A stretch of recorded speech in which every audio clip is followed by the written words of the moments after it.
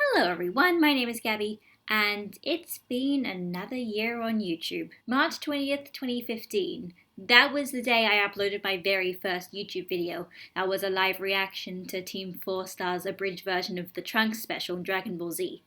2 years ago, and I've managed to keep doing this entire time. That is still pretty crazy. It's not really as much of a big milestone as it was like the first year. The difference between 1 year and 2 years of doing something isn't nearly as big as the difference between 1 year and just starting it, but it is still a big milestone. The fact that I had the motivation to do this for yet another year non-stop is a pretty big milestone. The fact that I've kept a pretty much almost weekly update schedule is pretty amazing for my standards. Maybe it's not like that much of a big deal in the grand scheme of things, but by my standards, the fact that I was motivated enough to keep doing this whole time is pretty awesome. Last time this happened, like in my 1 year milestone, I kind of sort of did a sort of year in review vlog where I pretty much just went over just everything that happened to my YouTube channel over that entire year. So I was thinking I might as well try and do that again for this year. It's probably not going to be 57 minutes this time because I feel like not as much really significant happened to my YouTube channel this year as opposed to the first year, because the first year, last 2015, 2016 was all like me kind of trying to work out exactly what I was going to do with this YouTube channel and this audience I'd magically gotten. This year was more just me kind of like sort of already knowing what I liked doing, what I wanted to do, so it was kind of just more expanding on that and not really doing anything particularly new. So in terms of like this 2016, beginning of 2017 as well, like that year in review, like in terms of everything that kind of happened to my YouTube channel, I mean, like at the start of that first year of YouTube, like I had pretty much already sort of identified myself as like a Dragon Ball YouTuber, and I felt like I was part of that group there, that crowd of other people who were other Dragon Ball YouTubers. I mean, you can't get any more legit than like literally being part of all of their Skype calls. So, it definitely felt like I was part of that group. I had a group there, and I wasn't just randomly throwing videos into the ether. I was throwing videos out, but people who were like sort of like-minded individuals at that point had all sort of like gotten together and all sort of collectively decided to watch my stuff and talk about my stuff and stuff like that, and wanted me to also join them to talk about things as well, that kind of stuff. The only thing that really changed this year, at least in terms of like how my YouTube channel kind of worked and was presented, is I think that like the difference is like last year I sort of joked that like the fact that some of the Dragon Ball YouTubers had noticed my stuff, and I was sort of like saying like, oh, it's kind of like the senpais are noticing me, the people who have either been doing this for longer than I have, or they're just people who like I just really enjoyed their content in the first place, and then they also enjoyed my content. But this year was a lot more of the senpais noticing me, where the senpais weren't necessarily other Dragon Ball YouTubers who were doing the exact same thing as me. Like, this year I got noticed by people who I legitimately respected way before I even necessarily started doing my own videos in the first place. And that was awesome, and it's just like basically every kind of validation that I ever needed, and it makes me really happy, honestly. It makes me feel like even if I don't necessarily have like a specific niche or place in the fandom or whatever, there are some really nice people and cool people who think that I am also a nice person and a cool person, and they have legitimately also like kind of validated those with YouTube videos as well, and it's just really awesome. Basically, in layman terms, bigger, more important people found my channel and my videos and noticed it and sometimes said that they were cool. That's basically layman terms, and that also kind of did pay off. I mean, at the end of my first year of YouTube, I had a bit over 3,000 subscribers, but this year, at the end of my second year of YouTube, I have over 9,000 subscribers. Cue the Brian Drummond crushing his scouter in frustration because that couldn't possibly be right. There you go, I referenced the meme, so you don't have to reference the meme anymore. Don't worry guys, I did it for you. But yeah, just in terms of YouTube subscriber counts, I've kind of doubled my growth from last year, so I guess, just in terms of pure business productivity, I guess I've been more successful this year than last year, so I guess that's always a good thing. So yeah, if you want me to kind of set the scene, when I ended off my last year in review video, it was March 2016, I had a bit over 3,000 subscribers, and Dragon Ball Super was in the middle of the Universe 6 tournament arc. So when I started that year off, I pretty much knew what I wanted to be and what I was. I considered myself a Dragon Ball YouTuber. I made videos about Dragon Ball. Sometimes I made videos about other things, and sometimes I also did reaction videos to specifically Dragon Ball Z Abridged, and sometimes also other abridged series, but I mainly kind of sort of identified myself as a Dragon Ball YouTuber. I mean, don't get me wrong, I appreciated that the Team 4-star reactions were kind of where a lot of my views and subscribers actually came from, but at the same time, I still kind of, I'm not going to say I wanted to distance myself from them, but at the same time, it was like, I didn't really want that to become like the defining part of my channel, and I didn't want that to really define who I was. Mostly just because, well, first of all, yeah, there's also kind of been a lot of controversy over reaction videos and reaction channels. Even though I don't consider myself a reaction channel, there was still obviously controversy, and sometimes that controversy did go onto my own Team 4-star reactions and just other reaction videos in general, and I don't want to be known for something that's controversial. And second of all, it's just like those are really easy to do, and also anyone could really do them. Literally anyone with the webcam. You don't even really need to know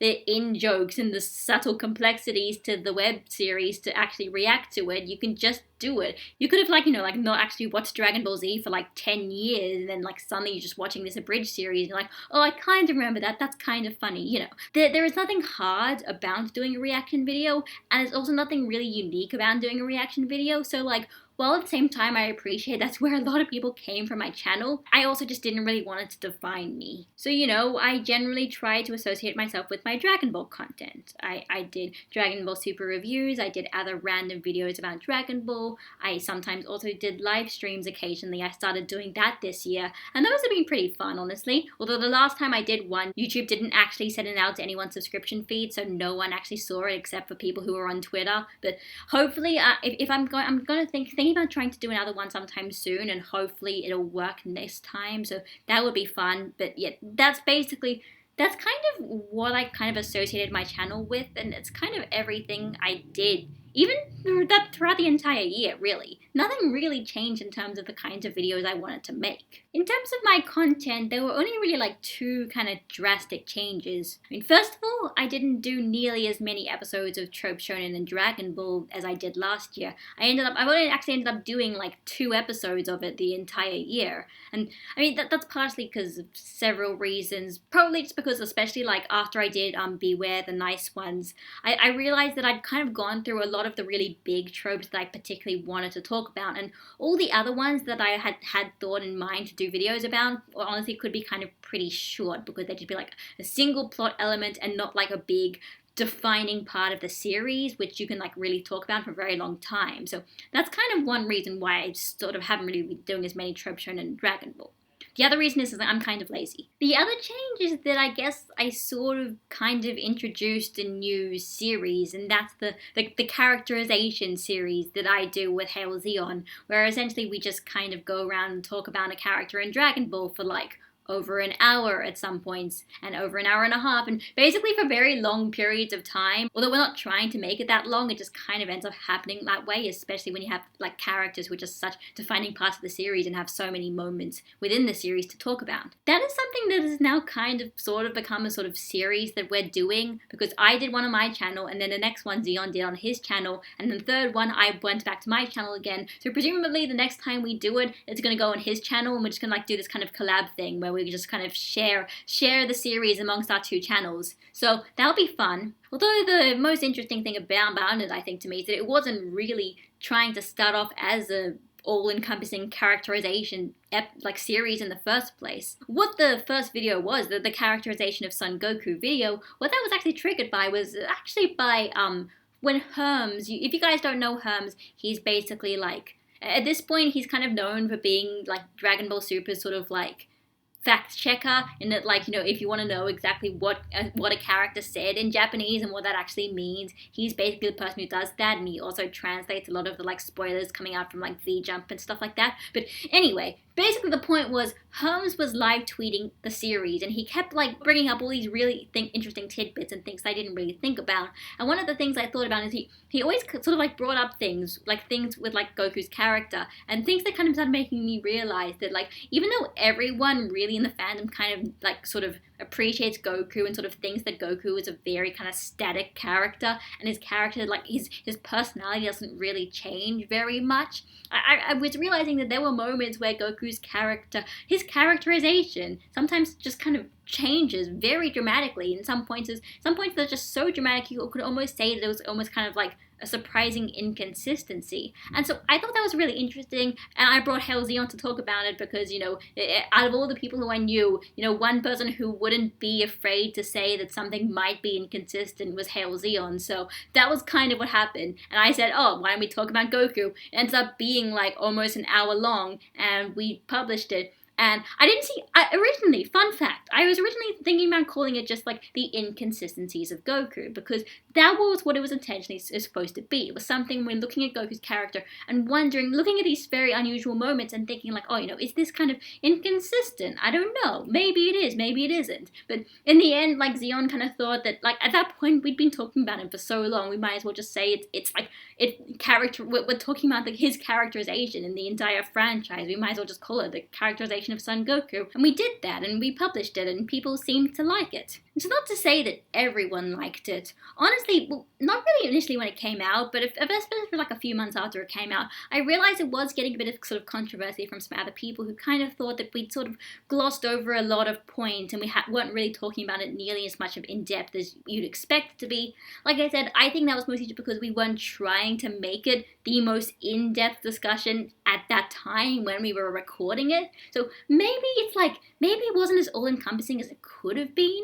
I mean, looking back on it now, there was honestly a lot more things that I could have said and things that I could have worded differently that probably would have like kind of explained my feelings a bit better. But, you know, either way, despite that, there were lots of people who did enjoy it, and also a lot of people who said, you know, why don't you do this with other characters? And then we did. We ended up doing it with Vegeta because, I mean, if you can't do Goku without Vegeta, they're eternal rivals, right, guys? And then after that, it was like, oh, let's actually do Gohan because, God, come on, let's actually have somebody. Let's see if there's actually somebody in the fandom who can actually talk about Gohan's character as opposed to just those moments when he was badass and those moments when he wasn't badass. Am I right? Am I right, guys? Am I right? And that one ended up being the original recording. It was an hour and 30 minutes, and I cut it down to an hour and 20 minutes. And I feel like, as Lance might say, I think my bias was showing there, but at the same time, I think it was something that was honestly really necessary, and I really enjoyed making that video and watching that video and seeing other people's reaction to that video.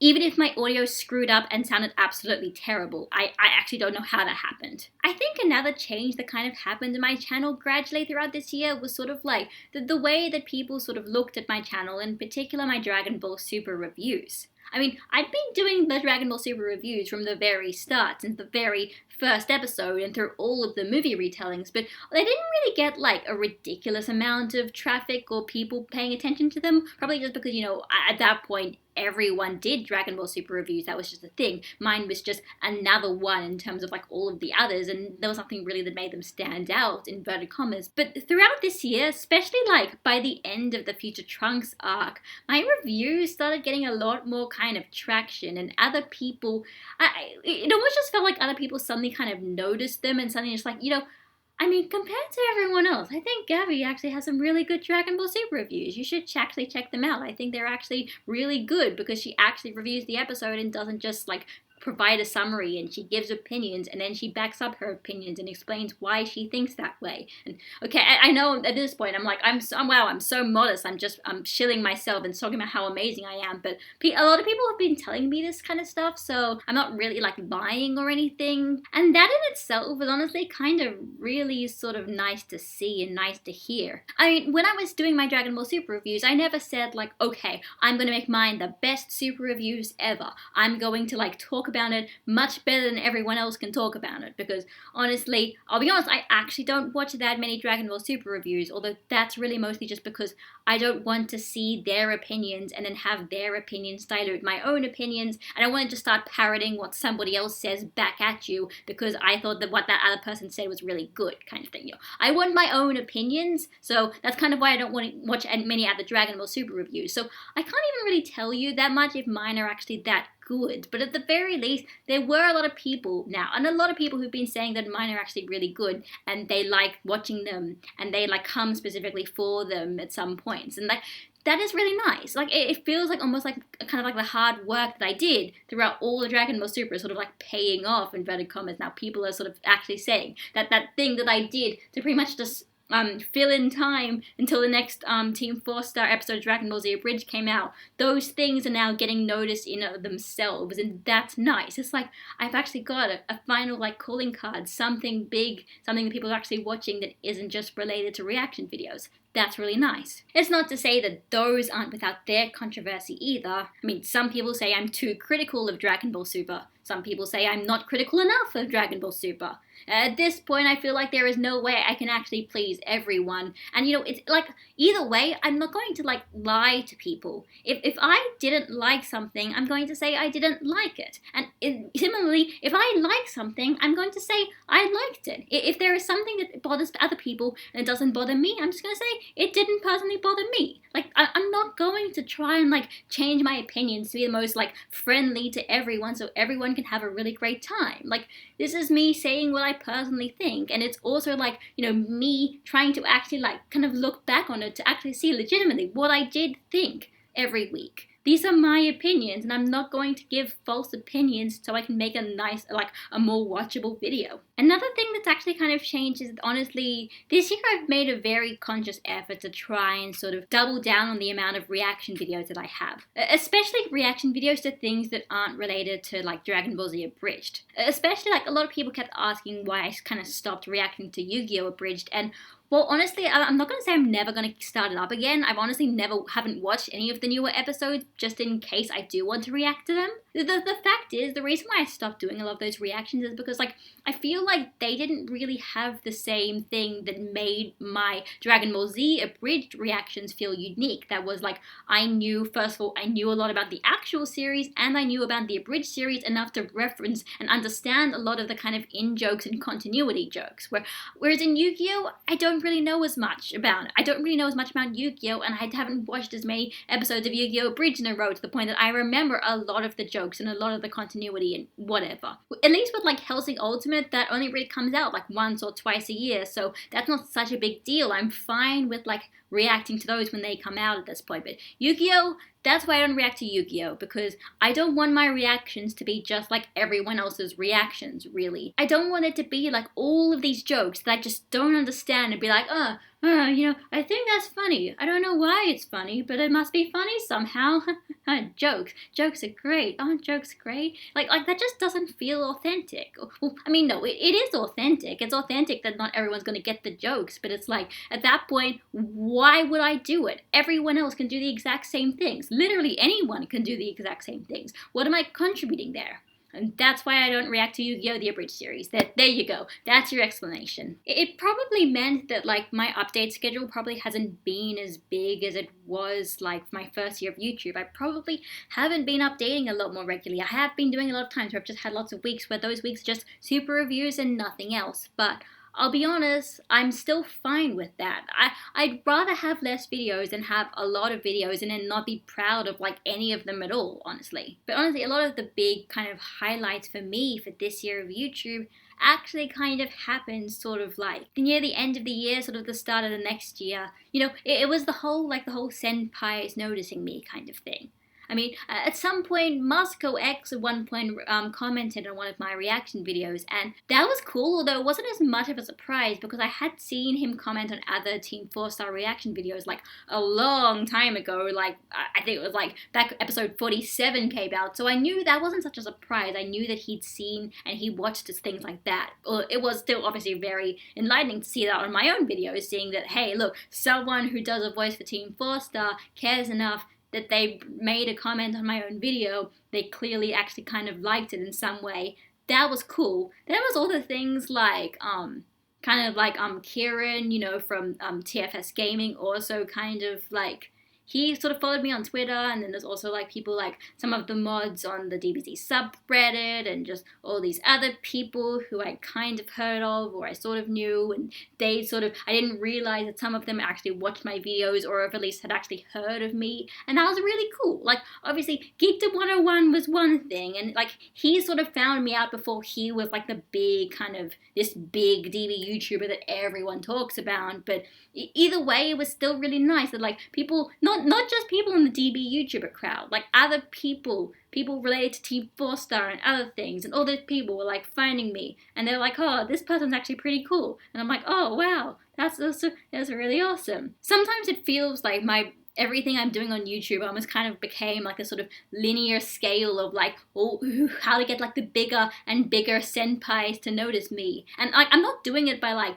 trying to shove my videos in people's faces and say, look, I'm so cool, guys, show how cool I am. Like, I was mostly just doing the exact same stuff that I've been doing from the very beginning. The difference is just, other people somehow found them, and then some of those people also found it cool, and it's like, it's really nice. Like, it is a very great kind of encouragement, especially when you're thinking like you've been doing this for ages and you don't really know what you're doing. You don't really know what your place is. But then when you have these people who have also kind of influence in their own right, saying they like your stuff, it's awesome. And in terms of the linear scale of senpais noticing me, it all kind of went up to the very, very top, or at least the highest I could possibly think of at this point, with Kaiser Neko, the editor of Dragon Ball Z Abridged, like one of the 3 co-founders, voice of Future Trunks, and a whole bunch of other minor characters as well in Dragon Ball Z Abridged. But like, essentially, he's the kind of the person who I associate most with Dragon Ball Z Abridged, mostly because he's the editor, and even though he's only one of 3 co-writers, like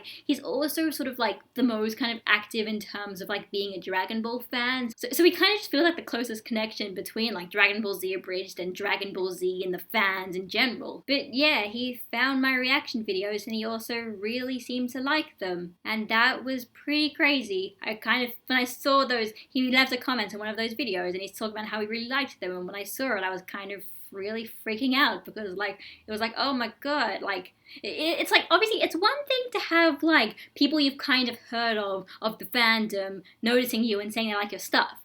On the other hand, it's one thing, entirely different thing altogether, when you do a reaction video to something that is really big and very popular, and the person who is probably like out of everyone most responsible for making that thing that you're reacting to in the first place, saying that they liked your reaction. That's a big deal, guys. I feel like that was a really big deal, and I was really happy about it. In fact, I was just completely satisfied with that, but then Raphael on Twitter ended up kind of sort of making something happen, kind of accidentally, by kind of tagging us together and saying like on Twitter and being like, oh, maybe you guys should do an interview or something. I was like, oh, I mean, I could totally do that. I just don't really have the confidence to ask him. But then it's alright, because Kaiser responded anyway and saying he'd be down to do it anyway. So what do you know? That ended up happening. It took a while, but that ended up happening. The Kaiser Neko, one of the guys who basically makes Dragon Ball Z Abridged, I interviewed him, asked him questions about Dragon Ball Z Abridged. It's on my channel. It's like, in terms of the things that I kind of almost always wished I could do and I never expected was going to happen, actually interviewing Kaiser Neko was one of those things. Because at the end of the day, guys, I'm just one of you. I don't know anything better. I'm not any better than you. All I really know is I watch a lot of the episodes of Dragon Ball Z Abridged and I get the in-jokes, and that's cool, I guess. And then the people who made Dragon Ball Z Abridged are noticing me. Like 3 people, probably even more. No, 4 people, actually. 4 people. And it's like, it's cool. It is really cool. And I feel like the stuff that I am doing is not just stuff that I'm doing and I can just find that the people who are going to find my videos are just like random guys who think that I am hot for whatever given reason. I don't know what drugs you guys are on, but it's not just those people, or those people who are just really attracted to nerdy girls who like the things that you like. No, people who are actually making the stuff actually like my content because they like my content and not just because I am a girl or whatever.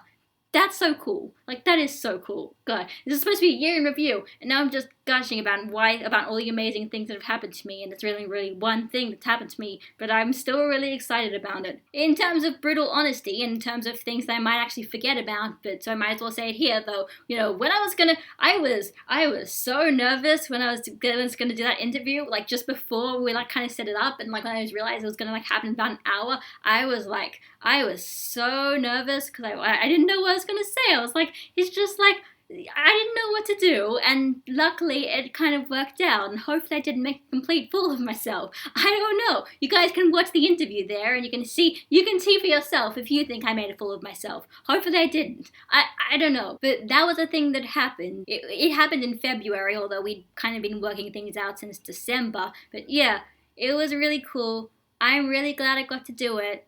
I feel like it is basically the best validation I could possibly have if I'm ever thinking that like there's no point in doing at least the Dragon Ball Z abridged reactions. At that point, be like, no, listen, if the guys who actually make the thing that I'm reacting to like that, yeah, I'm going to keep doing it now. I know I'm going to keep doing it until basically the end of Dragon Ball Z Abridged, or at least the end of Season 3. After that, I kind of ended up doing kind of sort of big rapid fire just collabs with other people, and I was kind of interesting. Like, I ended up going on Moscow X's channel to talk about Gohan, because, hey, after that hour-long 20-minute video I did about Gohan, at this point, you can just say I'm just qualified to talk about that character. I actually never really talked about that yet, but the one thing that's kind of ended up happening is, like, I kind of almost came out of the closet as like a big Gohan fan, and well, like if you would watch my other videos, you kind of could tell that I was. I think like I never really made it clear, or other people didn't really notice it, but this year people started realizing it, and that's kind of like almost my identity in some ways as well. In terms of this fandom, I'm like the Gohan fan. So I mean, on the one hand, like I'm not gonna say I don't want people to just say I'm like a mindless fangirl who just likes everything to do with that character, because I mean, I have reasons for liking him, and I don't even like a lot of things that he does in the entire series, but, like, that is, at the very least, it kind of gives me a niche there, so, I mean, I kind of appreciate that. I'm not just another person, and I'm not just the girl. I am the girl, and also the Gohan fan, and also, like, I don't know, the person who likes talking about story structure. Got no idea. But yeah, so I went on Moscow X's channel to talk about Gohan. I also went to Geekdom 101's channel to talk about Gohan, although obviously I'd been on Geekdom 101's channel before. And I also ended up doing a collab with Mr. Fusion, and I brought him on to my channel to talk about the plot device where Goku gets taken out of the plot so he can show up at the very last minute and save the day, because it's one of those things that I wanted to do a trope shonen in Dragon Ball about it, but I didn't really know how to approach it, and so I just decided to kind of at least sort of rack his brains for some ideas as to kind of how to talk about it and what to talk about it and what it actually is like and how it's used in the series. So, maybe one day I might actually do a trope shonen in Dragon Ball about like the hero's return or whatever TV trope term I decide to actually use that might end up kind of talking about that plot device. But yeah, that was another thing, because Mr. Fusion is another person who I'd been watching his Dragon Ball videos before I even started my own Dragon Ball videos, and I thought they were honestly really, really great. They're so good. And so it was like, I'd kind of known him for a while, but like, it was like when we actually did a video together, it was like, it kind of feels like legit, once again, it feels like the people who are making Dragon Ball videos that I respect are saying that I make that Dragon Ball videos that they respect enough to be on my channel, so it's like, it's really cool. And then I come basically to the present day.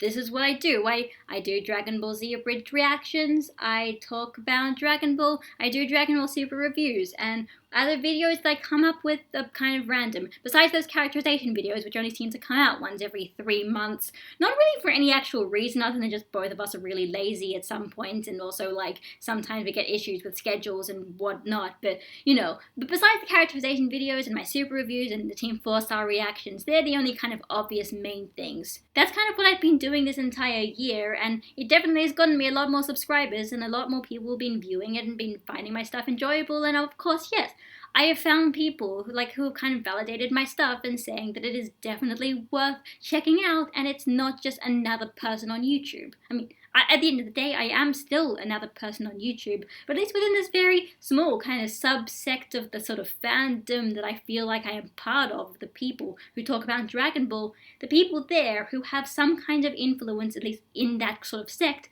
say that my stuff is worth checking out and that I am worth it and my videos are worth it. And I do really appreciate it for all those people who did that and who said that, or even just think that, and even if you don't actually have any influence and you still think that, the people who think that my stuff is awesome, thank you. No, seriously, thank you. After all, I don't really have the best self-esteem of everyone in the world, so I have moments where I kind of go through this sort of like, not necessarily an existential crisis, but, sort of being like, oh, is it really worth it? Am I really doing anything? Does my stuff really mean anything to actual people? Or am I just, mindlessly, blindly putting content that no one actually cares enough to go back to? But no, people do. And every time someone leaves some kind of comment or something like that, or like, like a comment that shows that they really listened and they really, like, paid attention and they really, like, learned something from my videos, or, just nice comments that aren't necessarily creepy, just nice comments, like, it actually means so much to me. I'm not trying to do YouTube to, like, become the best YouTuber ever or the greatest,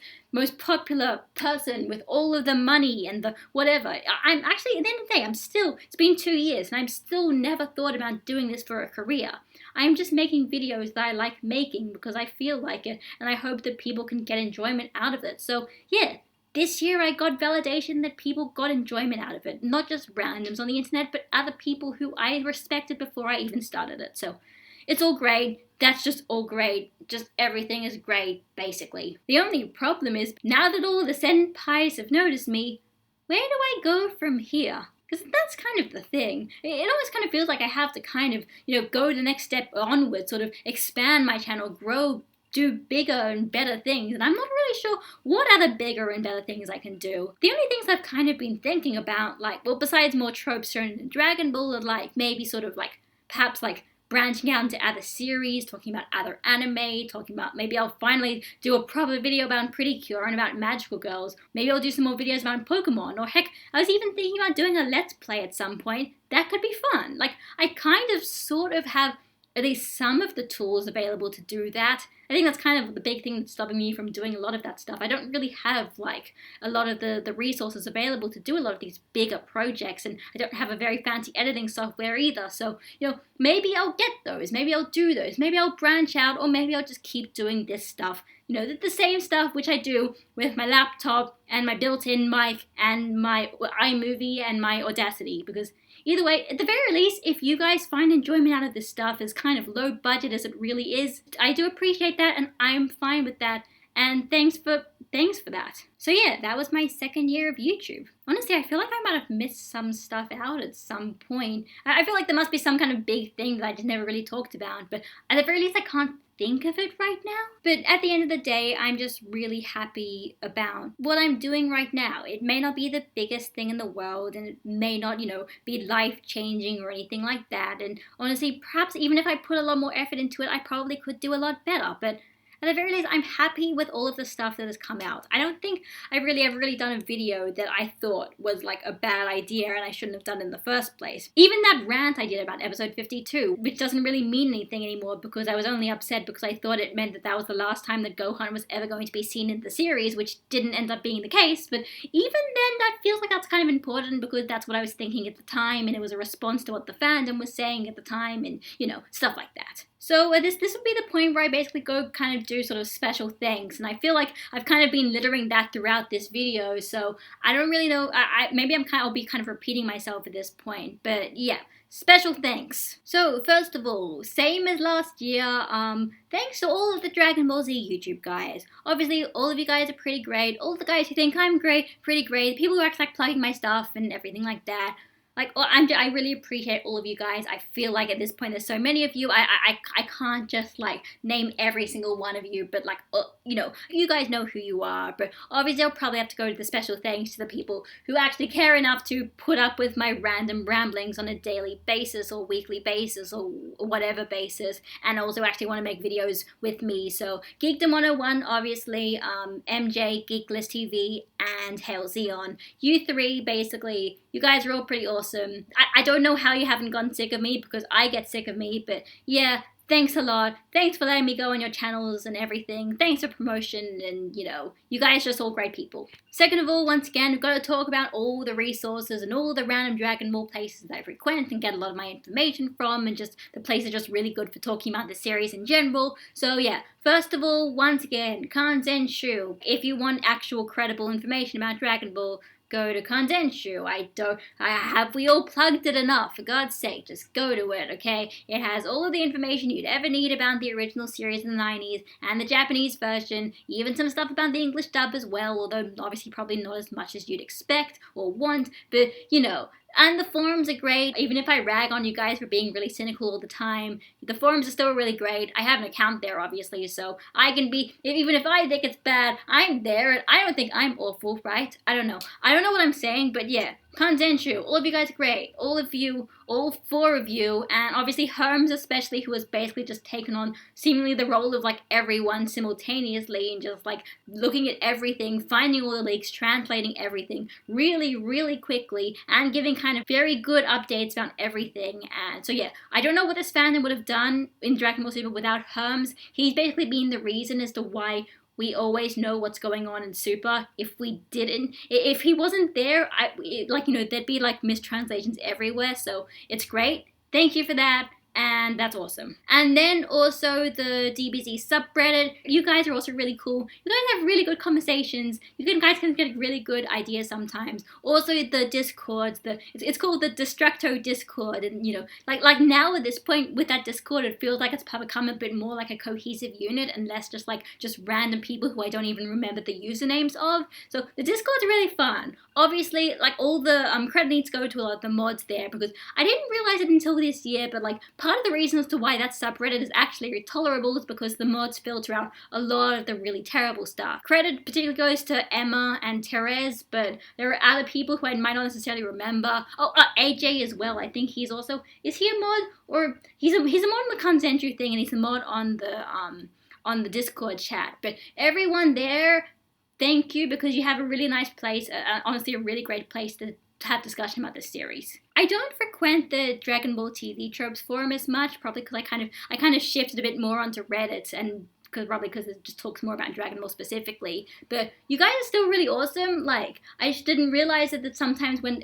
like fan discussions can get really annoying, but the people in that forum are honestly really nice and can have really interesting discussions sometimes. Obviously, all of you guys are cool. I know I don't go on very much there anymore, and my username isn't even Mr. Levolpic, so you don't even know who I am. But yeah, all of you guys are really cool, so I still might as well give you a shout out. And obviously, once again, finally, big thanks to Team 4-Star. Like, that's kind of obvious. Even though my channel isn't necessarily dependent on Dragon Ball Z Abridged anymore, I still, obviously those reactions still get a lot of traffic, and there's still a lot of big reasons to why a lot of people found my channel in the first place. So, my success really does come from all of you guys, people who make that, that internet parody thing. So, thanks to everyone there, not just the writing stuff, but people doing gaming content and the music and the animations and the drawings and artwork and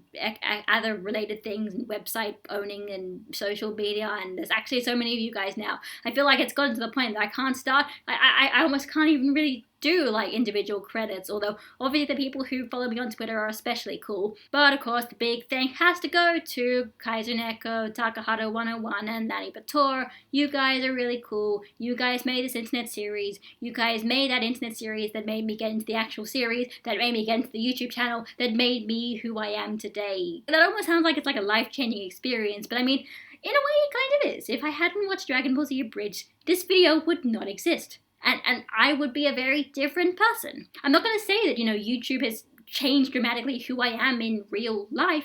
I mean, I can't really compare it to anything to really say if it's changed anything at all. But, this video, at the very least, this however long it's going to be now, it's going to be really long at this point, definitely is proof that you guys have changed my life in some way. And at the very least, I like how my life is going right now because of this. So, thank you. Although, of course, finally, gotta do the big thank you to you guys. Just you guys. Well, first of all, whoever's actually watching the entire thing of this, or at least has skipped to the right point where I'm talking about you guys. You guys are awesome. The fact that you are watching my stuff is ridiculous, because I'm just some person on the internet. I don't know why you care so much. What's wrong with you guys? Why are you watching my videos? I don't even understand. It feels like a constant state of disbelief that I don't really understand why I'm so popular in the first place, because I'm not any better than you. I don't feel like I know more than you. I don't feel like I'm a better person than you. I mean, sometimes I think comments are get a bit annoying, but I never think like, I am better than you, random stranger on the internet. I know better. I have a higher social standing. No, you guys are just the same as me, and the fact that you care enough about my stuff to even be passionate enough about my stuff to leave stuff disagreeing with me, I find that the most amazing thing ever. Seriously. I didn't start out YouTube because I wanted to get a lot of people watching my stuff. I really, honestly, I'll be honest, I did a lot of this for myself because I thought it was quite satisfying doing it, even if I didn't have a response at all. But the fact that I had a response, and not just a response, but a very positive response, and very nice people, and people who think that I am also a very nice person, once again, is great. You guys are just so great. You've made this for me. I wouldn't have done this without you. And I know everyone says that. Everyone says that in every video, thanks ever. But I feel like if you haven't done something like this before, I don't think you understand it really. But when you think about it, it's actually incredible just how much you guys all mean to me. Like all of you guys, everyone who cares enough about what I do. It is just amazing, and thank you all so much. If you feel like I'm sounding like a broken record here, it's because I'm just looking back, I realized that this is some of the stuff that I said in my 1 year in review video. So, I mean, the usual thanking the fans, and they really mean a lot to me. But, I mean, do I have to keep saying it? How many times do I have to keep saying it before you guys appreciate it? Listen, you guys gave me the self-confidence to say that I can talk about Dragon Ball and not be scared about anything, and not be scared off because people think that I'm not cool enough, okay? You guys gave me the confidence to talk about this series, and I hope that I could give you the confidence to do something else, okay? Why don't we just spread positivity? I'm here, I've got a YouTube channel, I've got over 9,000 subscribers, we might as well. Let's just do something nice and spread positivity, and I don't even know what I'm saying anymore. I'm just so happy. So, thank you all so much. The next time I do this, hopefully it will be on March 20th, 2018. Who knows what could even happen by then. Hopefully that's going to be alright, but I don't know exactly what's going to happen next year on YouTube. Could be something crazy, could be something not crazy, I could just be really lazy and not do much at all, but obviously we'll find out next year. I guess we'll see exactly how much I've grown, how much I've come, and then also next year I can come back and look at this and be like, oh god, Gabby, why are you being yourself? I am now getting embarrassed, I guess, probably, maybe. Or maybe I'll be really appreciative of what I've said. I don't know. This is been my year in review. This is the thing I go and look back on so I can see exactly what I've been doing on YouTube, my career on YouTube, my whatever the hell this is going to be on YouTube. I've been doing it for 2 years and I still enjoy it enough to keep going. So this is Gabby, signing out, and goodbye guys.